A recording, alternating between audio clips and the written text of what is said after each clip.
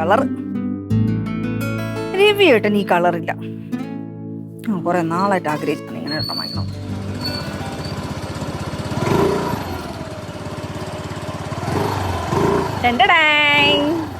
കൊള്ളാലോ. ഇതെവിടെ നീ ഷർട്ട്? നമ്മുടെ ഇൻസ്റ്റാൾമെന്റിന്റെ ആളില്ലേ തങ്കവേലു, അയാളെ വാങ്ങിച്ചത്. എന്തായാലും കൊള്ളാമ്മ, നല്ല ഷർട്ട് എനിക്ക് ഇഷ്ടമായി കേട്ടോ. ഇത് ഇടാം. ആരിടാ? എനിക്കല്ലേ വാങ്ങിച്ചേ? ഇത് അച്ഛന് വാങ്ങിച്ച ഷർട്ട്. ആണുങ്ങളുടെ ഷർട്ട് ഇടാൻ നിനക്ക് മനസ്സിലാവൂലേ? അച്ഛന് ഇത് ഫിറ്റ് ഒന്നും ആവൂലേ? ഇത് ചെറിയ സൈസ് അമ്മ. 42 സ്ലിം ഫിറ്റ് എന്ന് പറഞ്ഞു. ഇത് 42 അല്ല. ഇത് എന്തായാലും ഇത് അച്ഛന് സൈസ് അല്ല, ഉറപ്പാണ്. അങ്ങനെയാണെങ്കിൽ അയാൾ അടുത്ത ആഴ്ച വരുമ്പോ ഞാൻ സൈസ് മാറ്റി വാങ്ങിച്ചോളാം. എന്നാലും എനിക്ക് തരരുത് കേട്ടാ. നിനക്ക് ഈ ഷർട്ട് ഇതേത് വണ്ടി? അത് ഞാൻ പറയാൻ വിട്ടുപോയി. അതെ, എന്റെ ഫ്രണ്ട് ഉണ്ടല്ലോ ദിയ, അവൾ ഒരാഴ്ച കഴിഞ്ഞ നാട്ടിൽ നിന്ന് വരുള്ളൂ. അതുവരെ ഞാൻ ഈ വണ്ടി ഓടിക്കാൻ വേണ്ടി അവളെ ലൈസൻസ് ഇല്ലാതെ വല്ലവരും വണ്ടി എടുത്തോണ്ട് വരരുതെന്ന് ഞാൻ പറഞ്ഞിട്ടുണ്ട്. ഇനി അതിന്റെ പേരിൽ വേറെ വല്ല പ്രശ്നമായല്ലോ. വാ അമ്മ, ഷർട്ടിന്റെ കാര്യം മിണ്ടണ്ട, അച്ഛൻ വരട്ടെ. അമ്മ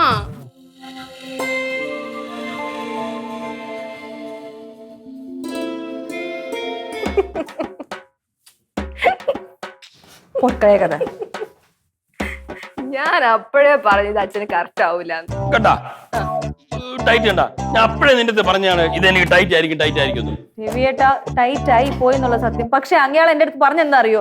42 സ്ലിം ഫിറ്റ് ആണെന്നാണ്. മണി 42 ആയിരിക്കും, പക്ഷെ ചില കമ്പനികളുടെ സൈസിൽ വ്യത്യാസം വരും. ഇത് ഞാൻ കണ്ടപ്പോഴേ പറഞ്ഞ് എനിക്ക് ചെറുതാണെന്ന്. എന്നിട്ട് പറഞ്ഞ അവള് സമ്മതിക്കില്ല. ഇപ്പൊ നോക്ക്, ടൈറ്റ് കയ്യിൽ നിന്ന് പൊക്കണില്ല. നോക്ക്, കണ്ടാ? അതിൽ എഴുതിയേക്കുന്നല്ലേ നമുക്ക് വിചാരിക്കാൻ പറ്റില്ല. എനിക്ക് ഇങ്ങനെ അളവ് നോക്കാനൊന്നും പറ്റില്ലല്ലോ. കണ്ട, എന്തായാലും അച്ഛൻ ഇത് ഫിറ്റ് അല്ല. അപ്പൊ ഞാൻ അത് യൂസ് ചെയ്യട്ടെ അമ്മ. എന്തമ്മ നീ എന്തിനാ ഈ ഷർട്ട് ഇടണേ? നിനക്ക് ഇടാൻ പറ്റൂല ഇത്. എനിക്ക് എന്തിട്ടോ? എന്തായാലും ഇത് എനിക്ക് ചേരും. പിന്നെ അത് മാത്രമല്ല, ഒന്നാത് അച്ഛന് വയസ്സായി.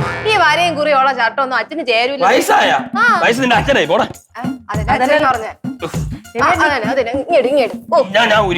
അതെ അമ്മ, അതെനിക്കിതാ. ഞാൻ ഇത് എങ്ങനെയെങ്കിലും ഒന്ന് ഓൾട്ടർ ചെയ്ത് കൈയൊക്കെ ഇല്ലാതാക്കിയിട്ട് ആ ഫ്രണ്ടിലത്തെ ആ പോക്കറ്റ് ഒക്കെ മാറ്റി വേറെ ഡിസൈൻ ഒക്കെ വെച്ച് ടൈപ്പിച്ച് കഴിഞ്ഞാൽ എനിക്ക് ഇടാൻ പറ്റുന്ന ഒരു ഷർട്ടായി. നല്ല ചേരണ കളർ. ഇത് എനിക്കും കളർ. പക്ഷെ നീ കേറണ്ടേ മണി എന്റെ ദേഹത്ത്.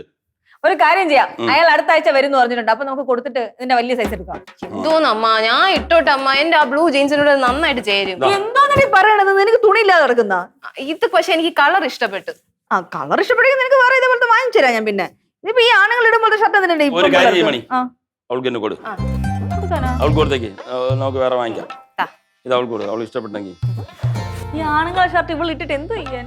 എന്ത് പറഞ്ഞില്ലേ, ഇഷ്ടം പോലെ എടുത്തോട്ടെ. അത് മാത്രമല്ല, അമ്മ എന്നെ പെണ്ണായിട്ട് കാണുന്നുണ്ട്. ഹലോ ഹലോ, എന്താണ്? ഇത് എനിക്ക് തന്നതാ. നിനക്ക് മാത്രം ഷർട്ട് മേടിച്ചു കൊടുത്തല്ല, അമ്മ അച്ഛൻ്റെ ഒരു ഷർട്ട് വാങ്ങിച്ചത്. അച്ഛൻ്റെ എത്തുന്നില്ല, ടൈറ്റ്. അപ്പൊ അവൾക്ക് വേണമെന്ന് പറഞ്ഞു കൊടുത്തു, അത്രേ ഉള്ളൂ. അത് എനിക്ക് വേണമെന്ന് പിന്നെ ചോദിക്കാത്തത്? വാങ്ങിച്ചോളൂ. അച്ഛൻ പറഞ്ഞു അവക്ക് കൊടുക്കാൻ, അത് കൊണ്ട് കൊടുത്തു. അതെന്തോന്നാ വർത്താനം അമ്മ? അത് എനിക്ക് വേണമെന്ന് ചോദിച്ചിട്ട് വേണ്ടേ അവക്ക് കൊടുക്കാൻ? ഞാൻ എന്നെന്തോ ദത്തെടുത്തോ നിങ്ങള്? എടി, ഈ ഒരു ഷർട്ട്, ആണുങ്ങൾ ഇടുന്ന ഷർട്ട് അച്ഛന് വേണ്ടി മേടിച്ചത്. ഇത് അല്ലെങ്കിൽ തന്നെ പെമ്പിള്ളേർക്കുള്ളതല്ല. ഇപ്പൊ കണ്ടപ്പോ വേണം വേണമെന്ന് പറഞ്ഞുകൊണ്ടിരുന്നു. അപ്പൊ അച്ഛൻ പറഞ്ഞു കൊടുക്കാൻ. എനിക്ക് വേണമെന്ന് തോന്നിക്കൂടെ? എനിക്ക് ഞാനൊരു വൈറ്റ് ക്യാമ്പസോ ടോപ്പ് എടുത്ത് വെച്ചിട്ടുണ്ട്. അതിന്റെ പുറത്തുണ്ടെങ്കിൽ ജാക്കറ്റ് ഇടാൻ ഒന്നുമില്ല. എടി മണ്ടി, അച്ഛനെ ഇത് യോജിക്കുന്നില്ല. പിന്നെയാണ് ചക്കപ്പൊത്തായിട്ടുള്ള നിനക്ക്. അയ്യേ, ചക്കപ്പൊത്തുണ്ടാ പറയണ ഇത് അവൾക്ക് വേണ്ടി വാങ്ങിച്ചല്ലോ. നീ അതിൽ വിഷമിക്കണ്ട. മക്കൾക്ക് അച്ഛൻ വേറെ നല്ല ഷർട്ട് വാങ്ങിച്ചു. അച്ഛൻ ഇന്ന് വരെ മേടിച്ചു തരാന്ന് പറഞ്ഞ എന്ത് കാര്യങ്ങളാണ് അച്ഛൻ വാങ്ങിച്ചു തന്നിട്ടുള്ളത്? അച്ഛൻ മേടിച്ചതില്ലേ? ഇല്ല. എന്നെ കൊണ്ട് പറയിപ്പിക്കില്ലേ? അച്ഛൻ നിന്നെ കൊണ്ടുപോയി വാങ്ങിച്ചു കടയിൽ. അവൾ എടുത്തോട്ട്. നല്ല കളർ അമ്മ. മോള് പെണങ്ങണ്ട, അവൾ എടുത്തോട്ട്. ആ ടോപ്പിന്റെ കൂടെ ഇത് ചേരും. ജാക്കറ്റ് ബ്ലൂ ജീൻസിന്റെ കൂടെ നന്നായിട്ട് ചേരും. നോക്കിയോടെ, എനിക്ക് കൊക്കിന് ജീവനുണ്ടെങ്കിൽ ഈ ഷർട്ട് ഇടൂല. കൊക്കിന് ജീവനുണ്ടെങ്കിൽ ഈ ഷർട്ട് ഇടൂലെന്ന് ഞാൻ കാണിച്ചു തരാം. ഇടാൻ പറ്റോ ഇല്ലേ? അപ്പ പിണങ്ങിപ്പോയി. രണ്ടും കൊള്ളാം.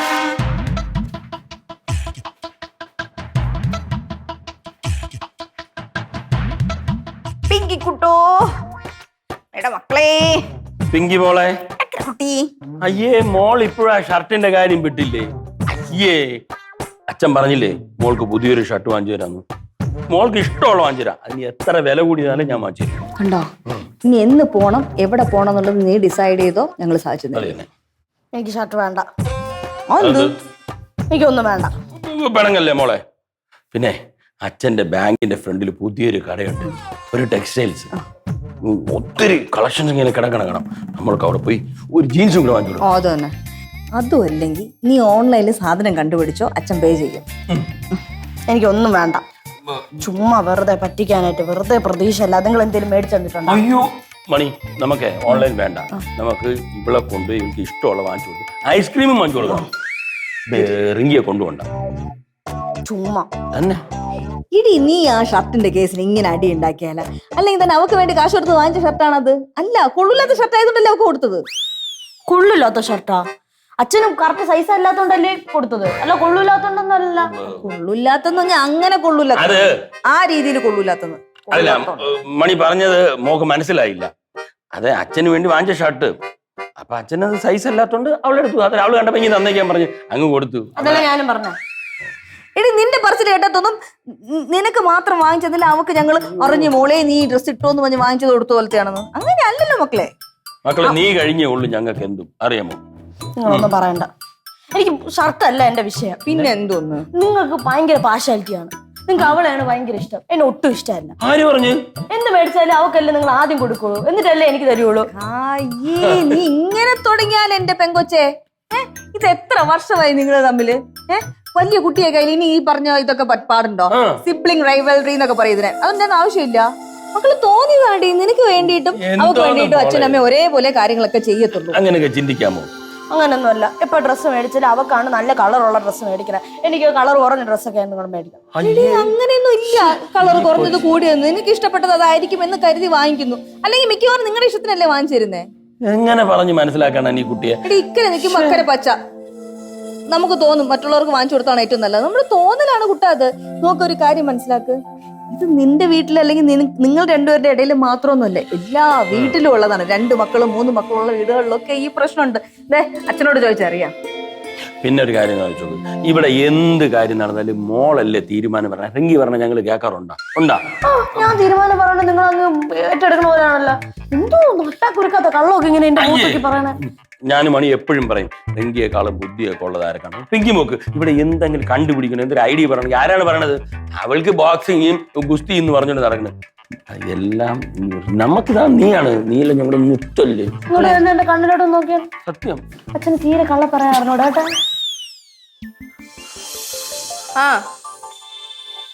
നീ കൂടുതലൊന്നും പറയണ്ട. ഇന്ന് എന്താ വരാത്ത?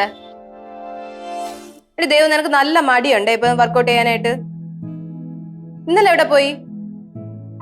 ഏത് ഡ്രസ് എടുക്കാൻ പോയാ? ആഹാ, എന്നിട്ട് എന്തൊക്കെ എടുത്ത്? അമ്മ ഉണ്ടായിരുന്നില്ലേ? ആ, എവിടെ? ഓ, മനസ്സിലായി. ആ ആ ആ ആ ആ എന്നിട്ട് ഓ, എനിക്കറിയാത്. ആ എടി, ഞാൻ ഒരു കാര്യം പറയാൻ വിട്ടുപോയി കേട്ടോ. എനിക്ക് ഇന്നൊരു കിട്ടില്ല ഷർട്ട് കിട്ടി. ആ, അച്ഛനും അമ്മയും മേടിച്ചെന്നതാ. ഓ, എനിക്ക് വയ്യ.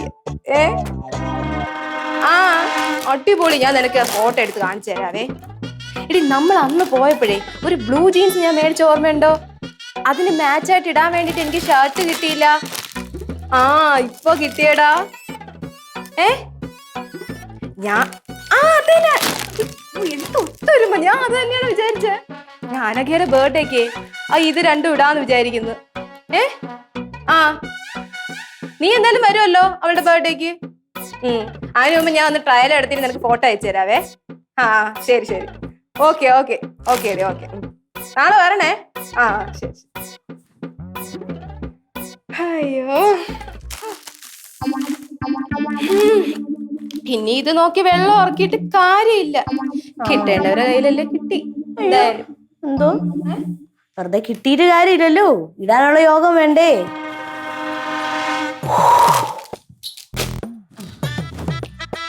ഇടാൻ നീ കുറെ നേരം കൊണ്ട് പറയുന്നുണ്ടല്ലോ, യോഗം വേണ്ടേ.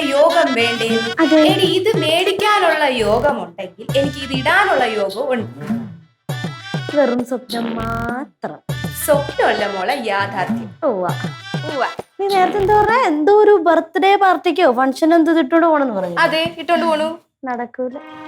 നടക്കോ ഇല്ലേ എന്ന് നീ അപ്പൊ കണ്ടാ മതി. ഞാൻ ഇത് ട്രയൽ നടത്താന്നാ വിചാരിച്ചത്. പക്ഷെ നീ ഇത്രയും അങ്ങ് കിടന്ന് പറഞ്ഞ സ്ഥിതിക്ക് ഞാൻ ഇനി ആ ബർത്ത്ഡേ പാർട്ടിക്ക് അന്നേ ഇത് ഇടുന്നുള്ളൂ. അയ്യോ, കാണാം കാണാം. കാണാം. കാണല്ലോ. കാണല്ലോ. ശരി ശരി ശരി.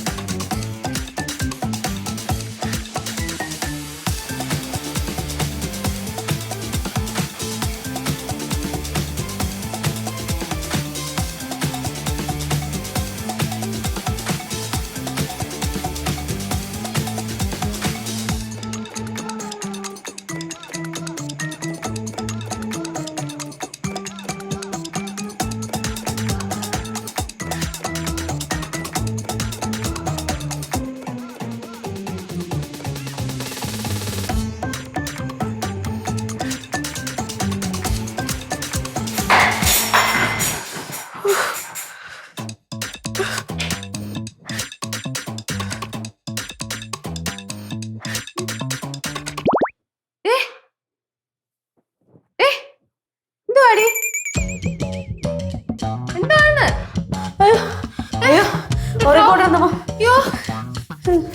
എന്റെ ട്രോഫി എന്താണ് കാണിച്ചേ? ഇരുട്ടത്ത് എന്തോ കാണിക്കണെന്ന്? മറ്റേത് എന്താന്ന്? സോമന മറ്റേ ഈ ഉറക്കത്തിൽ തലേണ തലേണ വെച്ചിട്ടാ? ഒരു തലേണൊന്നും കണ്ടില്ലല്ലോ. തലേണ അവിടെ എടുക്കാൻ പറഞ്ഞു. സത്യം പറയടി, എന്തിനടി നീ ഇപ്പൊ എണീറ്റ്? എന്തെടുക്കാൻ എണീറ്റ്? ഒന്നും എടുത്തില്ലല്ലോ. ഇനി ഞാൻ ഇപ്പം ഒന്നും എടുത്തില്ലേ? ആ, എനിക്ക് മനസ്സിലായി നീ ഇപ്പൊ എണീറ്റ് എന്തിനാണ്.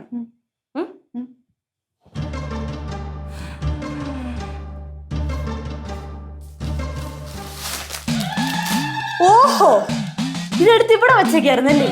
എനിക്കറിയായിരുന്നു ഞാൻ ഉറങ്ങുന്ന തക്കം നോക്കി നീ ഇങ്ങനെ എണീക്കുന്നു, ഈ പരിപാടി കാണിക്കുന്നു. ശരി. എന്തോ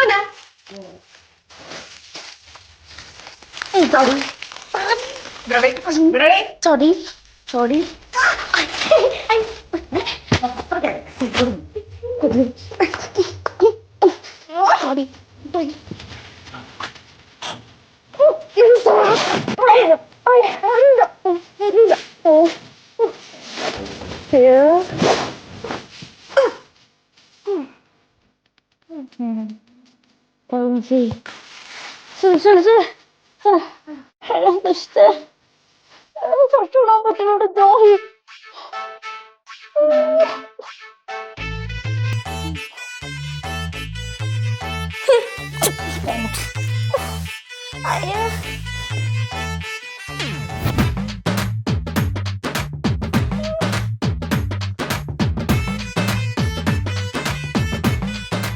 വേണ്ട, കൊന്നോളാം ചിലപ്പോ.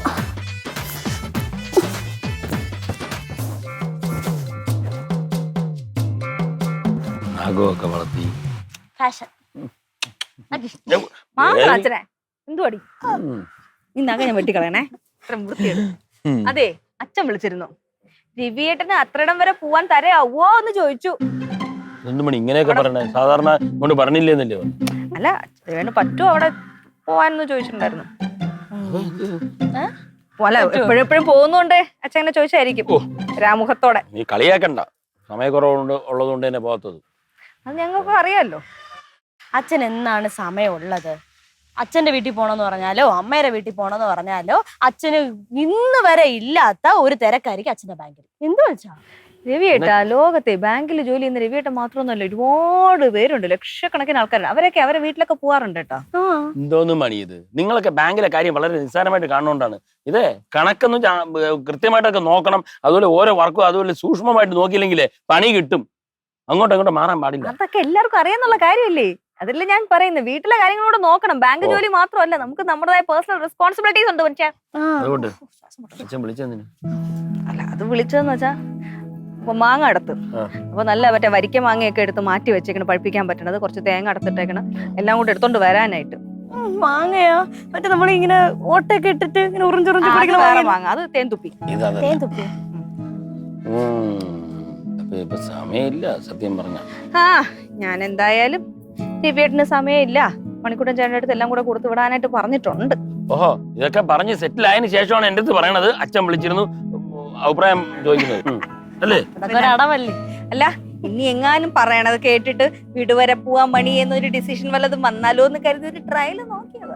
അല്ല മണി, നമുക്കേ ഒന്ന് പോണം. അച്ഛൻ്റെ അടുത്തൊക്കെ പോയി ഒരു ദിവസം അവിടെ നിന്ന്, അതുപോലെ വീട്ടിലും പോണം. അമ്മയും ചിന്നുവിനെയൊക്കെ ഒന്ന് കാണണം. കേട്ടിരിക്കണോ?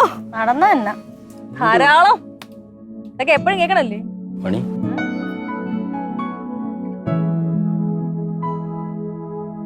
ഒരു വിഷയക്കാരൻ വരുന്നു. 10 രൂപ എടുത്തോണ്ട് കൊടുത്തു. ചെല്ലു മോളെ, അച്ഛന്റെ പേഴ്സിൽ നിന്ന് എടുത്തോണ്ട് വാ. ചെല്ല്. നടക്കാനൊന്നും വയ്യ കേട്ടോ.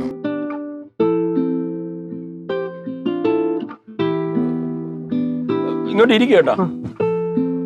ഇരിക്ക. എവിടെ വീട്? എവിടെ? നെടുമങ്ങാട്. നെടുമങ്ങാട്. വീട്ടില് വേറെ ആരൊക്കെ ഉണ്ട്? ഭാര്യയുണ്ട്, സുഖമില്ലാതെ കിടക്കുകയാണ്. മോള് നടന്നു പോയപ്പോ സ്കൂട്ടർകാരൻ കൊണ്ട് ഇടിച്ച് കാല് പൊടിഞ്ഞ് ആശുപത്രി കിടക്കുക. ജീവിക്കാൻ നിവൃത്തിയില്ല. മക്കളാരും ഇല്ല. വളരെ ഔഷധമായിട്ട് കഴിയാണ്, നിവൃത്തിയില്ല സർ. കഴിച്ചായിരുന്നോ വല്ലതും? കഴിച്ച് കുറച്ച് കഴിച്ച്. നെടുമങ്ങാട് ഇത്ര ദൂരം നടന്നു വന്നു, രാവിലെ വന്നു. പിങ്കി, മക്കളെ ഓടി വാ. മോളെ, ഗ്ലാസ് വെച്ചു വെള്ളം കുടിക്കും. മതി മോളെ, മതി. മതിയോ? മതി മോളെ.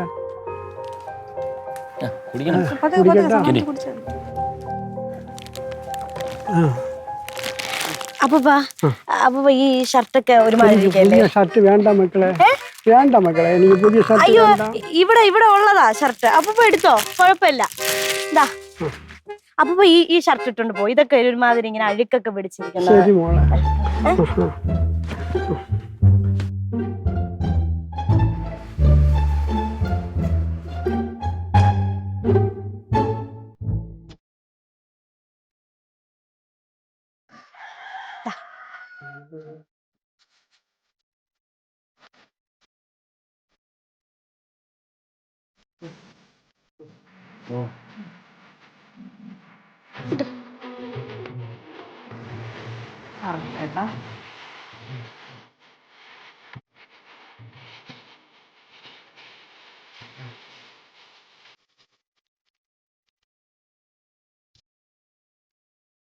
ഇഷ്ടപ്പെട്ടോ ഷർട്ട്? ഇഷ്ടം. ഇഷ്ടപ്പെട്ടോ?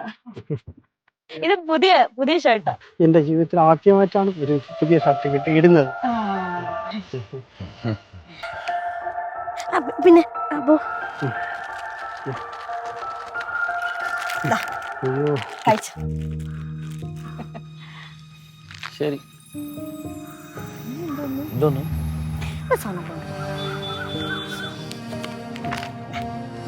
നമുക്ക് പൂർണ്ണ സമ്മതം. ദൈവം ആകാശോട് കാഴ്ച കിട്ടിട്ട്. ശരി. ആ ശരി. ഇതൊക്കെ ശരി ശരി ബാബാ. ഓ ശരി. ഒരു പുണ്യകർമ്മം ചെയ്ത പ്രതീതി.